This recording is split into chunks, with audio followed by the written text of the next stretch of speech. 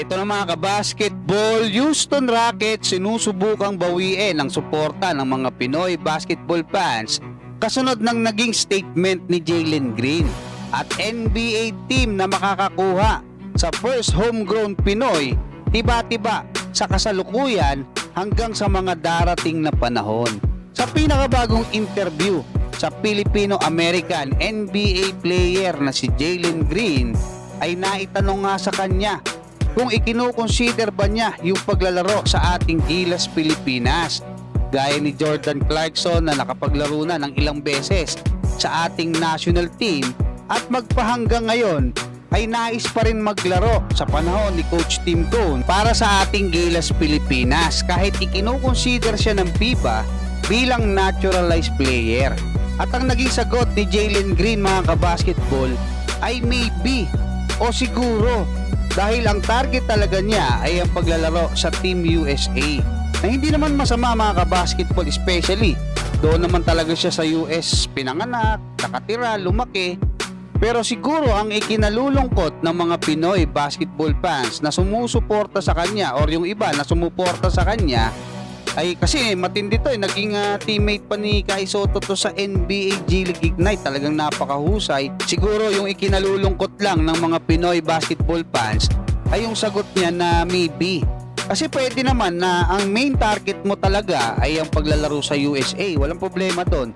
Pero sana after kung hindi ka uubra doon or hindi ka makukuha, ang option niya dapat maglaro sa Pilipinas, hindi maybe, hindi siguro.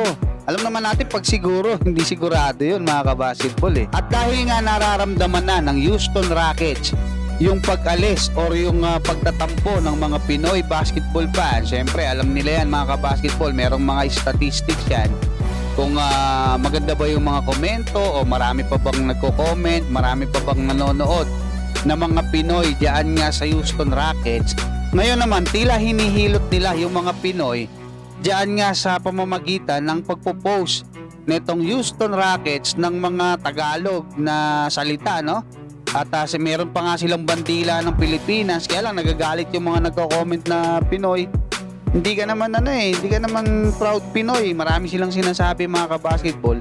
Ang naging dahilan nun, yung naging statement ni Jalen Green. Pero kung sakasakali mga kabasketball na magkakaroon na ng kauna-unahang homegrown Pinoy NBA player especially na naglalaro pa sa ating Gilas Pilipinas, proud na proud Pinoy, ay paniguradong magsisipuntahan ang mga Pinoy basketball fans sa Amerika, sa iba't ibang panig ng mundo, sa Pilipinas. Magpupunta yan doon sa NBA team na kukuha or paglalaroan ng Pilipino na yon, ng homegrown Pinoy na yon mga kabasketball, para magbigay ng solid na suporta na masasabi ko na napakaswerteng NBA team. Pwede ko na sabihin pinakaswerte. Bakit ko nasasabi yan mga kabasketball? Napakaraming mga Pilipino ang excited na magkaroon ng Pinoy homegrown na maglaro sa NBA. Naalala nyo nung naglaro sa Summer League si Kai? Hindi siya pinapasok kasi nga injured siya sa Orlando Magic. Sumisigaw yung mga Pilipino doon. We want Soto. Ewan ko, hanapin ko yung chant.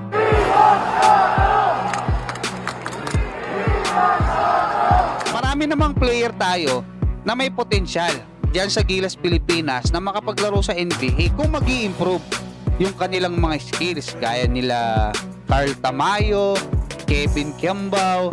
Pero ang pinakamalapit sa NBA mga kabasketball ay si Kai Sotto. Bakit ko nasasabi yan?